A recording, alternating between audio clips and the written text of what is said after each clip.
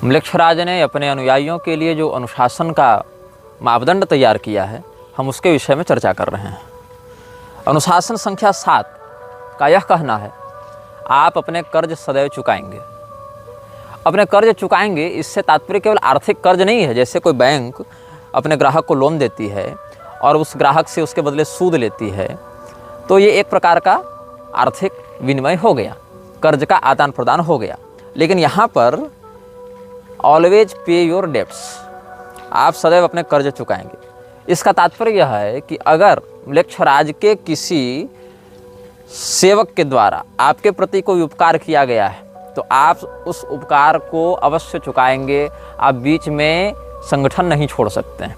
मतलब आप संगठन के द्वारा दिए गए उपकार का बदला सदैव चुकाते रहेंगे। जहाँ भी आपका कार्य क्षेत्र हो, जहाँ पर भी आप कार्य कर रहे हों, चाहे आप नेता हों, चाहे आप अभिनेता हों, चाहे आप खिलाड़ी हों, चाहे आप उद्योगपति हों, चाहे आप चिकित्सक हों, चाहे आप लेखक हों, चाहे आप वैज्ञानिक हों, चाहे आप व्यवसायी हों या जो भी हों, संगठन के द्वारा, म्लेच्छराज के लोगों के द्वारा आपके प्रति जो उपकार किया गया है, आपको जो बल या संसाधन प्रदान किए गए हैं, आप उसका बदला सदैव चुकाएंगे। कभी भी एक तरफा ये संबंध नहीं होगा कि आपने वहाँ से लाभ उठा लिया और जब अपने कर्तव्य के निर्वहन की बात आई तो आप पीछे हट गए। 8वां नियम यह कहता है, एक जान की कीमत गोली की कीमत से सदैव अधिक होती है। ये बात जानकर आपको आश्चर्य होगा कि विश्व में हथियारों की सप्लाई, हथियारों के निर्माण, हथियारों की खपत बहुत अधिक है और बड़ी बड़ी अर्थव्यवस्थाएं केवल इसीलिए चल रही हैं कि कहीं पर युद्ध हो रहा है। किसी देश में चल रहे युद्ध से वहाँ की अर्थव्यवस्था नष्ट होती है, तो किसी देश में उसी युद्ध के कारण अर्थव्यवस्था चमक जाती है। लेकिन म्लेच्छराज का यह नियम है कि उसके अनुयायी गोली से अधिक जान की कीमत समझेंगे, गोली से अधिक महत्व प्राण को देंगे। अब गोली जो है वो म्लेच्छराज के अर्थव्यवस्था में एक बहुत बड़ा हिस्सा अदा करती है। गोली के कारण, हथियारों के कारण, मिसाइल के कारण, बम बारूद के कारण म्लेच्छराज की अर्थव्यवस्था बहुत ऊपर जाती है और साथ ही साथ विश्व की जनसंख्या उससे संतुलित रहती है। तो म्लेच्छराज को अपने मानसिक गुलामों के ऊपर नियंत्रण करने में बड़ी सुविधा रहती है। लेकिन इसका जो नियम है कि गोली की कीमत जान की कीमत से सदैव कम रहेगी, ये नियम उसके सेवकों के ऊपर बहुत महत्वपूर्ण रूप से लागू होता है, ताकि केवल वो लोग मरें जो म्लेच्छराज के प्रति पूर्णतया समर्पित नहीं है। क्योंकि अगर अपने ही गुलाम मर जाएंगे तो काम कौन करेगा। इसलिए गुलाम जिंदा रहें, गुलाम अपना काम करते रहें। जॉम्बी जो हैं, जॉम्बी का सरदार जॉम्बी को नहीं मरने देता। वेम्पायर इत्यादि के जो सरदार है वो वेम्पायर को नहीं मरने देते, यही मैथोलॉजी में कहा जाता है। लेकिन ये बात यहाँ भी लागू होती है कि गुलाम अगर मर जाएंगे तो हमारे अभियान को आगे बढ़ाएगा कौन, हमको मैन पावर कहाँ से मिलेगा। इसीलिए लोग मरें लेकिन मरने वालों में हमारे गुलाम ना हों। हमारे गुलामों की जान की कीमत गोली की कीमत से सदैव ज़्यादा रहेगी। इसीलिए जहाँ बड़े बड़े युद्ध हो रहे हों वहाँ मरने वाले लोग या तो म्लेच्छराज के संगठन में, म्लेच्छराज के दल में बहुत निम्न स्तर के लोग हैं जिनके मरने से म्लेच्छराज की सत्ता को प्रभाव नहीं पड़ता, या फिर ये वो लोग हैं जिनको जिंदा रखकर अब म्लेच्छराज को कोई लाभ नहीं होगा। म्लेच्छराज का 9वां नियम यह कहता है, बिना पहले स्तर को पार किए आप अगले स्तर तक नहीं पहुंच सकते हैं। आपको जो काम करने के लिए कहा गया है, यदि आप उस काम में असफल होते हैं तो आप उसी स्तर में फंसे रह जाएंगे। जैसे कि किसी भी सत्ता के लिए अलग अलग स्तर होते हैं। जैसे कि नेतागिरी में भी स्तर है, मुखिया है, सरपंच है, उसके ऊपर आप नगर पंचायत या जिला परिषद देख लीजिए, उसके ऊपर सांसद है, विधायक सांसद देख लीजिए, उसके ऊपर प्रधानमंत्री, मुख्यमंत्री इत्यादि हैं। तो उसी प्रकार से यहाँ भी अलग अलग स्तर हैं। और फ्रीमेसन्स में भी 33 स्तरों की बात कही जाती है और फ्रीमेसन्स भी काउंसिल ऑफ 17 का एक हिस्सा है। फ्रीमेसन्स हो, इल्यूमिनाती हो या बोन एंड स्कल्स हो, ये सब अलग अलग जो अनुभाग चल रहे हैं म्लेच्छराज के, ये सभी काउंसिल ऑफ 17 का ही हिस्सा है। काउंसिल ऑफ 17 में 15 संस्थाएं हैं और जो 2 हैं वो आर्द्रम्लेच्छ और अनाम्लेच्छ हैं। जो मतलब जैसा कि मैंने आपको पिछले अनुभाग में बताया था, एक ही शरीर में रहने वाली 2 शक्तियां हैं, आर्द्रम्लेच्छ और उसका नियंत्रक अनाम्लेच्छ। तो ये 16 लोग जो 17वें के साथ युक्त हैं, उनमें 15 तो संगठन के नायक हैं, एक उनका भी नायक है और उसके अंदर जो 17वां है वो इन समस्त लोगों को शैतानी ऊर्जा प्रदान करने वाला तत्व है।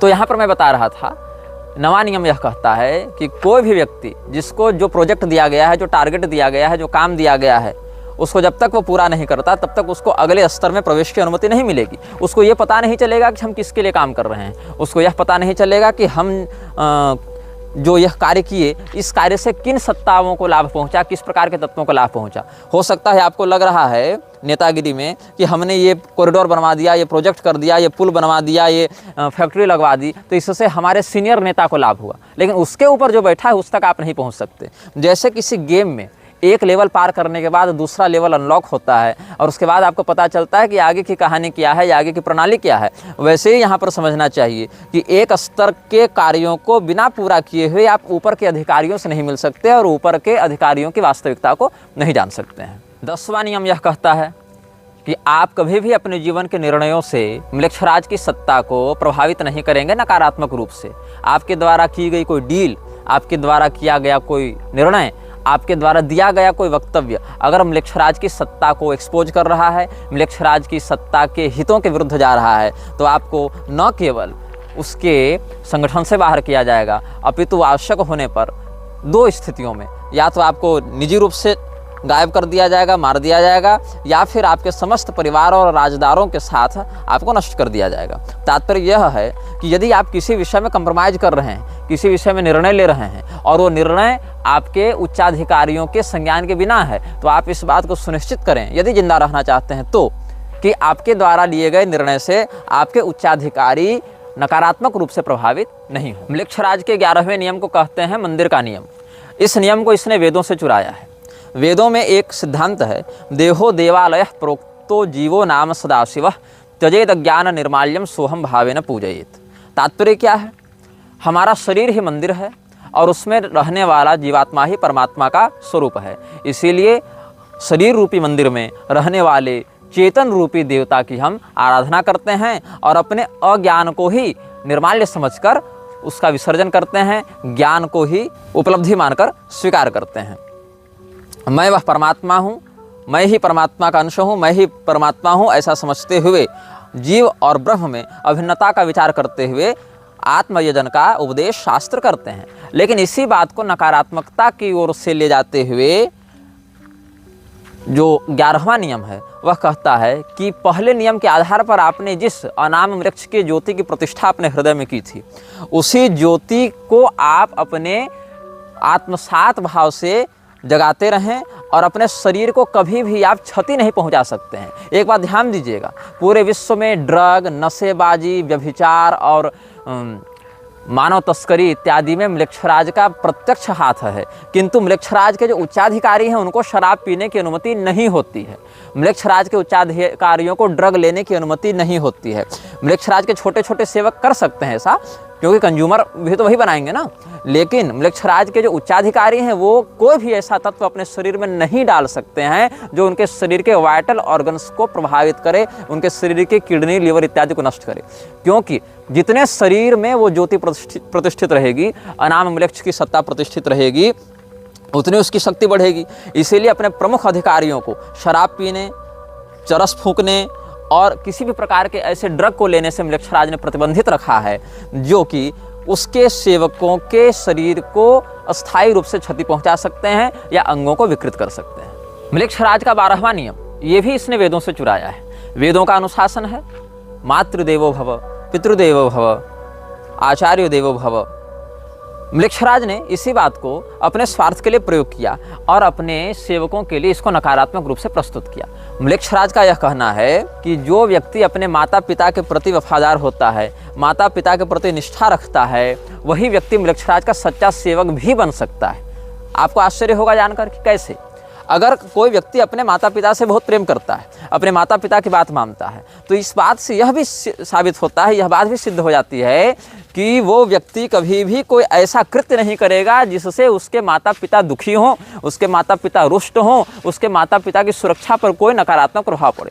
तो जो व्यक्ति अपने माता पिता के भक्त होते हैं, म्लेच्छराज चाहता है कि ये उसके गुलाम बने, ताकि समय आने पर अगर वो म्लेच्छराज के विरुद्ध विद्रोह करना चाहें या उसकी सत्ता को चुनौती देना चाहें तो उसके माता पिता के ऊपर संकट का व्यवहार करके, षड्यंत्र करके म्लेच्छराज अपने सेवकों को अपने नियंत्रण में रख सकता है, ताकि अपने माता पिता के जान की सुरक्षा करने के लिए, अपने माता पिता के प्रेम में के वशीभूत होकर व्यक्ति म्लेच्छराज के विरुद्ध जाने का साहस न कर सके।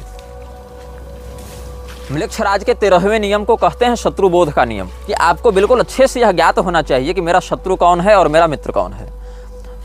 जैसा कि आजकल बहुत से आधुनिक युवा रेड फ्लैग और ग्रीन फ्लैग की बात करते हैं।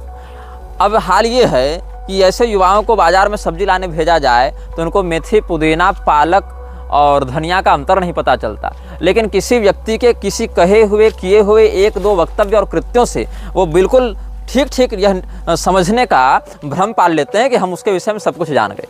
नहीं, क्योंकि म्लेच्छराज का पूरा सिंडिकेट ही कपट, षड्यंत्र और विश्वासघात पर चल रहा है। बाहरी लोगों के लिए, संगठन के आंतरिक लोगों के लिए नहीं, बाहरी लोगों के लिए, बाहरी दुनिया के लिए म्लेच्छराज कपट, विश्वासघात के ही आधार पर समस्त कार्यों को करता है। तो यह समझना चाहिए कि आप अपने शत्रु और अपने मित्र को बहुत अच्छे से पहचानेंगे। हो सकता है कोई व्यक्ति षड्यंत्र करके आपके दल में सम्मिलित होना चाहता हो और आप उससे रहस्य बता दें, या आपके विश्वास को अपना हथियार बनाता हुआ वह म्लेच्छराज के विरुद्ध कोई षड्यंत्र करे या उसकी सत्ता को चुनौती देने का प्रयास करे, तब क्या होगा? तो हमारे गुलामों के माध्यम से हमारी सत्ता बढ़ती रहे, बिगड़े नहीं, इसके लिए उसके गुलाम सदैव सतर्कतापूर्वक अपने वास्तविक मित्र और वास्तविक शत्रु का चिंतन करते रहते हैं। ये म्लेच्छराज का एक और नियम हमने आपके समक्ष बताया। म्लेच्छराज का 14वां नियम है सीमा का नियम। आपको अपनी औकात पता होनी चाहिए, आपको अपना पोटेंशियल पता होना चाहिए, आपको पता होना चाहिए कि आप किस किस काम में अच्छे हैं। जिस काम में अच्छे हैं केवल वही करने की अनुमति है। एक्सपेरिमेंट नहीं करना है कि हम ये काम करके देखते हैं, हम ये काम करके प्रयास करते हैं। म्लेच्छराज के अभियान में एक्सपेरिमेंट की अनुमति नहीं है, वहाँ परिणाम की निश्चितता होनी चाहिए। हम जो कर रहे हैं उससे हमारे अभियान में क्या परिणाम प्राप्त होगा ये शोध का विषय नहीं होना चाहिए। जब आप समाज में किसी हथियार को लॉन्च करेंगे, जब आप समाज में किसी महामारी को लॉन्च करेंगे, जब आप समाज में किसी प्रकार के व्यवस्था को लागू करेंगे तो उस बात का परीक्षण करने के लिए लागू नहीं करेंगे, परिणाम की प्राप्ति को होने के लिए लागू करेंगे। यही 14वां नियम है जो कहता है सीमा का नियम। सीमा का नियम मतलब आपको अपनी लिमिट पता होनी चाहिए, आपको अपना सामर्थ्य और अपनी कमजोरी का बिल्कुल स्पष्ट बोध होना चाहिए। म्लेच्छराज का 15वां नियम यह कहता है आप अपने नायक को प्रतिस्थापित नहीं कर सकते हैं। There would be only one and only one boss. इसका अर्थ है कि म्लेच्छराज का कोई उत्तराधिकारी नहीं होगा। म्लेच्छराज का कोई चयन नहीं कर सकता है कि चलो काउंसिल ऑफ 17 में आज हम इसको बना दिए, 5 साल के बाद इसको बना दिए, उसको बना दिए। बिल्कुल नहीं, ये प्रतिबंधित है। वहाँ पर इस प्रकार की दावेदारी नहीं हो सकती है कि अभी वाला म्लेच्छराज जो है आर्ध म्लेच्छ, उसको प्रतिस्थापित कर दें और उसके जगह हम उसी काउंसिल से किसी दूसरे नेता को उठाकर खड़ा कर दें। ऐसा बिल्कुल नहीं हो सकता है। म्लेच्छराज के यहाँ वोटिंग का कोई सिस्टम नहीं है, कोई व्यवस्था नहीं है। म्लेच्छराज इस बात को बिल्कुल स्पष्टता से कहता है कि आप किसको अपना नायक मानते हैं और उस नायक के प्रति आप वफादार बने रहें, और निश्चित ही वो स्वयं को ही सर्वश्रेष्ठ नायक के रूप में ख्यापित करता है। यहाँ तक कि म्लेच्छराज 2 प्रकार के विकल्प देता है, या तो आप ईश्वर को अपना सर्वस्व माने या तो पैसे को। यदि आप ईश्वर को अपना सर्वस्व मानते हैं तो इसका अर्थ है कि आप म्लेच्छराज के संगठन में प्रवेश पाने योग्य नहीं हैं। यदि आप पैसे को अपना सर्वस्व मानते हैं तो म्लेच्छराज आपको इतना कुछ दे देगा जिसकी आपने कभी कल्पना भी नहीं की होगी। 16वां नियम पलायन का नियम है। पलायन का नियम यह कहता है कि आप भागने से डरेंगे नहीं। ये एक विचित्र बात है, क्योंकि आमतौर पर अच्छा उसको माना जाता है जो भागे नहीं, परिस्थितियों का डटकर सामना करे। लेकिन म्लेच्छराज का 16वां नियम है पलायन का नियम। आपको बिल्कुल पता होना चाहिए कि कहाँ पर भागना फायदेमंद है, कहाँ पर कदम पीछे खींचना फायदेमंद है, कहाँ पर बने रहने से आपको क्षति होगी। इसीलिए आप परिस्थितियों से भागने के लिए सदैव तैयार रहें। लड़ने के लिए तो तैयार हैं, ठीक है, लेकिन प्रयास करें कि यदि अपने आप को छिपाकर, अपने आप को भगाकर अगर स्थिति को अपने अनुकूल किया जा सकता है तो केवल ज़्यादा ड्रामेबाजी, डायलॉगबाजी, होशियारी, हीरोगिरी दिखाने के चक्कर में काम न करें। वहाँ से पलायन कर जाएं, छिप जाएं और अपने रूप को छिपा लें ताकि आपकी वास्तविकता समाज के सामने न आए। 17वां नियम है अच्छाई का नियम। Everything good is not always good for you. Mriksharaj का 17वां नियम है अच्छाई का नियम। हो सकता है बाकियों के लिए वो चीज़ बहुत अच्छी हो, लेकिन आपको ध्यान में रखना है कि हर अच्छी चीज़ आपके लिए अच्छी नहीं होती। दवाइयाँ तो बहुत सी हैं, हर दवाई हर मरीज के लिए नहीं होती। भोजन हर प्रकार के उपलब्ध हैं, हर प्रकार का भोजन हर प्रकार के उपभोक्ता के लिए सही नहीं होता। तो ये समझना बहुत आवश्यक है कि संसार में जितनी भी अच्छी चीज़ें हैं, आवश्यक नहीं कि सब आपके लिए भी अच्छी हों। इसीलिए मृक्षराज का 17वां नियम यह कहता है कि कभी भी बाहरी अच्छाई की देखा देखी में निर्णय न लें, उसमें हितों का ध्यान रखना सीखें। मृक्षराज का 18वां नियम यह कहता है, आपके हृदय में अनाम मृक्ष की जो ज्योति प्रतिष्ठापित की गई थी पहले नियम के आधार पर, आप उसको बेच नहीं सकते, क्योंकि आपने अपनी आत्मा बेच दी है अनाम मृक्ष को। अब आप उसका पुनः विक्रय नहीं कर सकते हैं, साथ ही आप उसको स्थानांतरित नहीं कर सकते हैं। जो व्यक्ति मृक्षराज का सेवक होता है, ये बात ध्यान में रखता है, अपने बेटे को भी वह ज्योति स्थानांतरित नहीं कर सकता। The flame of soul can't be sold और कांट बी ट्रांसफर्ड। वो जो ज्योति स्थापित करता है, जैसा कि मैंने कल आपको बताया था पिछले अनुभाग में कि असुर राजाओं ने अनाम मृक्ष और आर्द्र मृक्ष के स्तर प्रारूप के लिए बच्चों का बलिदान देना प्रारंभ किया था, अग्निकुंड में डालकर। बाल वर्शिप करके भी एक ऐसा ही रिचुअल यहूदियों में देखा जाता है, जहाँ पर बच्चे को इस प्रकार से बलिदान दे देते हैं। और बाल वर्शिप बहुत गुप्त रूप से किया जाता है, जिसकी कई बार संकेत के रूप में झलक समाचार पत्रों में या सोशल मीडिया इत्यादि पर भी प्राप्त हो जाती है।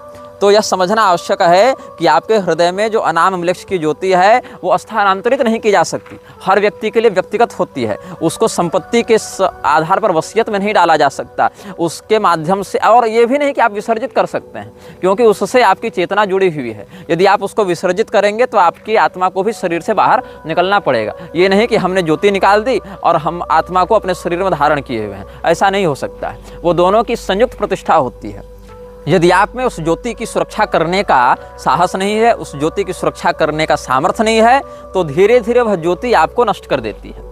अर्थात जैसे आप किसी गाड़ी में बैठे हुए हैं और गाड़ी का नियंत्रण कर रहे हैं, लेकिन अगर गाड़ी से आपका नियंत्रण चला जाए तो वो गाड़ी स्वयं को भी नष्ट कर लेती है और आपको भी नष्ट कर देती है। उसी प्रकार से हृदय में जो अनाम मृक्ष की ज्योति जलती है, जब द फ्लेम ऑफ सोल जो उसने स्थापित किया हुआ है, वह जो अग्नि ज्वाला है, उस अग्नि ज्वाला को यदि आप नियंत्रित नहीं करते हैं तो अग्नि ज्वाला आपको नियंत्रित करते हुए मानसिक रूप से पागल कर देती है और विनष्ट कर देती है। 19वां नियम यह कहता है, the talks of house remain in the house. Council में जो बात होगी वो काउंसिल में ही रहेगी। किसी भी सार्वजनिक समाचार पत्र में, किसी भी मीडिया चैनल में, किसी भी प्रकार के प्रसारण संबंधी व्यवस्था में उसको सार्वजनिक नहीं किया जाएगा। यदि आप उस बात को सार्वजनिक करते हैं किसी ऐसे व्यक्ति के सामने जो काउंसिल का सदस्य नहीं है, किसी ऐसे व्यक्ति के सामने जो उस ज्योति को धारण नहीं करता है, जो ज्योति धारक नहीं है, तो भी आपको मार दिया जाएगा। मतलब जो भी घटनाएं, जो भी निर्णय, जो भी परियोजनाएं काउंसिल की बैठक में चर्चित होंगी, निर्णीत होंगी, वो केवल और केवल काउंसिल सदस्य ही जान सकते हैं। वही व्यक्ति जान सकता है जिसने अनाम मृक्ष की ज्योति की प्रतिष्ठा अपने हृदय में की है। 20वां नियम है उद्देश्य का नियम। कभी भी अनाम मृक्ष की ज्योति का धारक अपने लिए किसी भी चीज की वैयक्तिक कामना अनाम वृक्ष के विरुद्ध जाते हुए नहीं कर सकता है।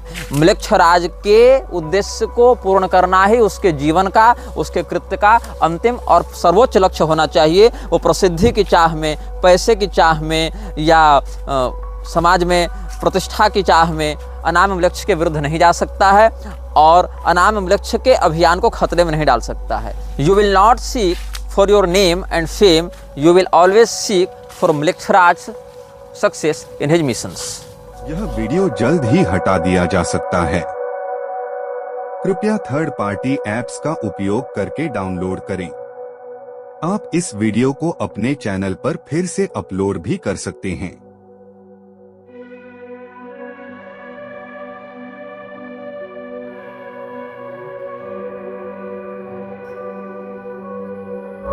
This video may get deleted soon.